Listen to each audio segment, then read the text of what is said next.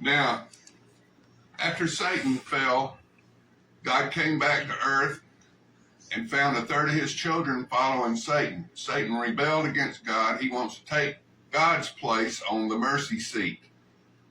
He wants to sit on the mercy seat rather than be the protecting cherubim, that thing with the wings on both ends of the Ark of the Covenant. God's mercy seat's in the middle where he judges people at the final judgment. It's his throne. It's like the thing the Pope has over there at the Vatican where he preaches that.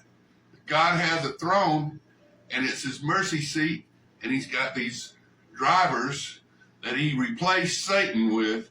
They're called Azun in the Hebrew, Zoe in the Greek. And they're written about here in Ezekiel. They took Satan's place as the protector of God's throne, but they do not have free will. God gave Satan, we read about him in Ezekiel 28, he's going to turn to ashes from within. So God's already judged Satan to the lake of fire. So don't waste your time praying for Satan, because God's not going to change his mind about that.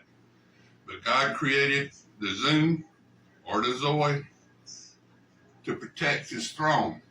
And he flies his throne around. God doesn't need any kind of space vehicle to go from point A to point B, but he uses those little sports car edition UFOs that clearly have a circle in the front, and they got the triangle. The circle means start reading here, and the triangle means Father, Son, and Holy Spirit. These vehicles are clearly marked God's space vehicle, and he has a great big triangular shaped mothership. I saw it out at San Diego several times, but I've never seen it here in Florida as long as I've lived here.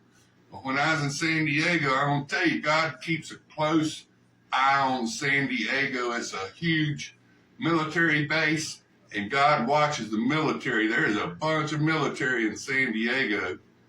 I was stationed there for 4 years when I was in the Navy back in the 1970s.